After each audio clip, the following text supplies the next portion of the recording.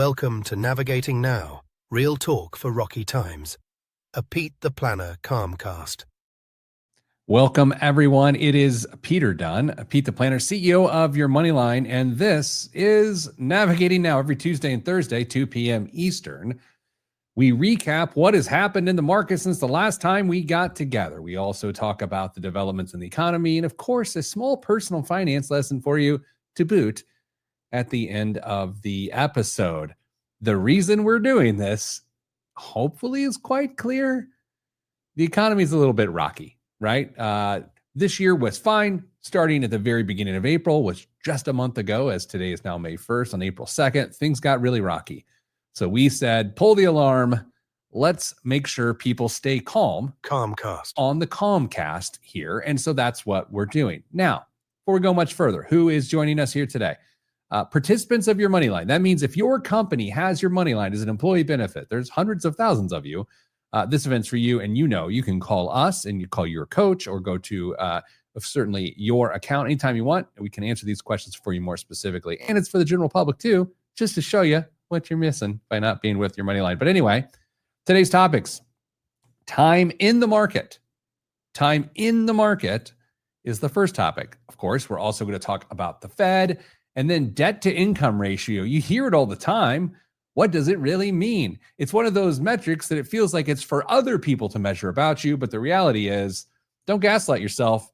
It's pretty good for you to know your debt to income ratio and let it guide you, as opposed to just being able to borrow more money. Since we last spoke, the market volatility has slowed down a little bit, meaning it hasn't been having wild swings. I will say it is rallying. The S&P 500 is rallying. We're only down 4% for the year now. And at one point, we were down 14 to 15% for the year. And that's during when we were doing Navigating Now, which is pretty unique. So why do I tell this to you? Because the whole point of time in the market is that if you want to participate in the gains, if you want to participate in the good times, you got to participate in the bad times too. That is the strange nature of all of this.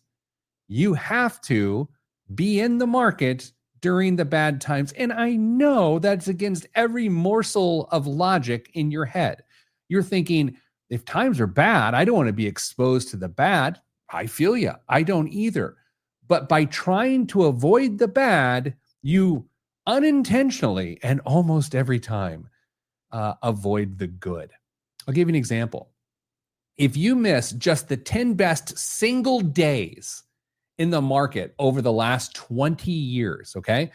If you miss just 10 individual days that happen to be the best days, and by the way, those best days almost always come on the heels of terrible days. If you would have done that over the last 20 years, your returns would be cut in half. You would have half the return than you would had you just sat there the whole time. So you try to avoid the bad, but then you accidentally avoid the good. And that is the point of time in the market as opposed to timing the market. Every time there's volatility like this, whether it was around September 11th or the housing crisis of 2008, 2009, or COVID, or now, people always ask, what should I do as it relates to my investing? The answer in almost every case, with exception, of course, is nothing. You should do nothing. And it's not because you shouldn't avoid the bad. It's because you will unintentionally avoid the good. And that's what we can't have happen. All right. Let's talk about the Fed. We talk about the Fed all the time. You hear people talk about it and like the Feds, like the Federal Bureau of Investigation, the FBI. Is that what we're talking about?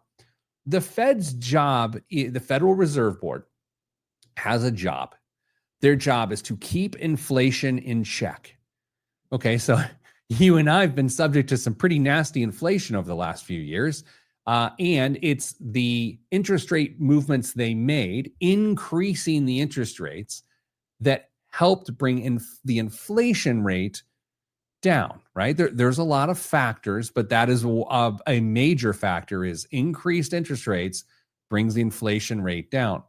As you've possibly seen with the news, even this week, inflation's in a really, really, really unbelievably great spot right now. Prices are still rising, but at the pace they should, which is like 2.5% is at where I think it is right now. Okay, so that's one thing they do.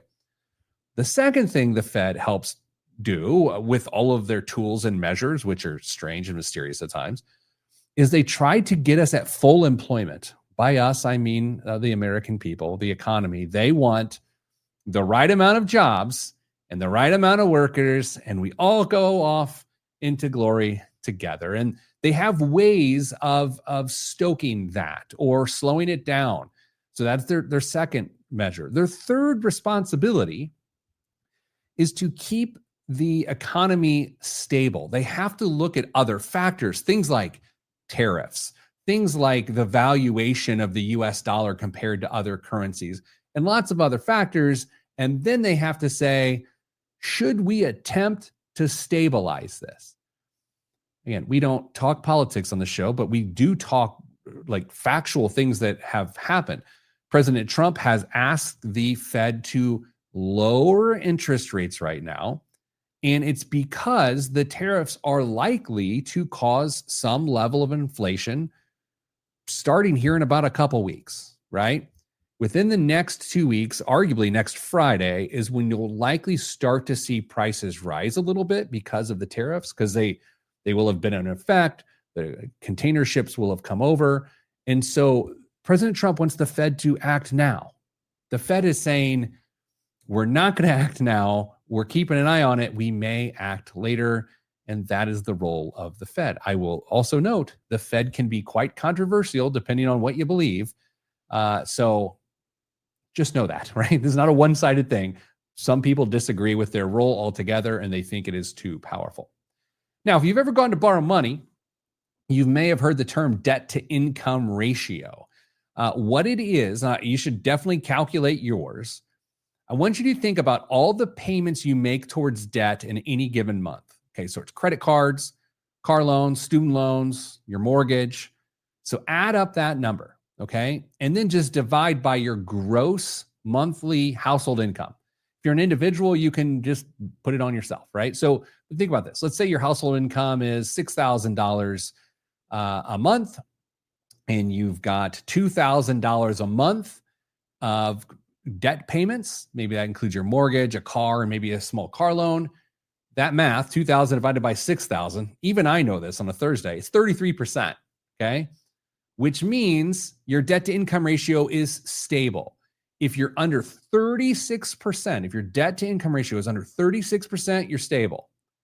If you're over 43%, you are in a danger zone, all right? So think about this.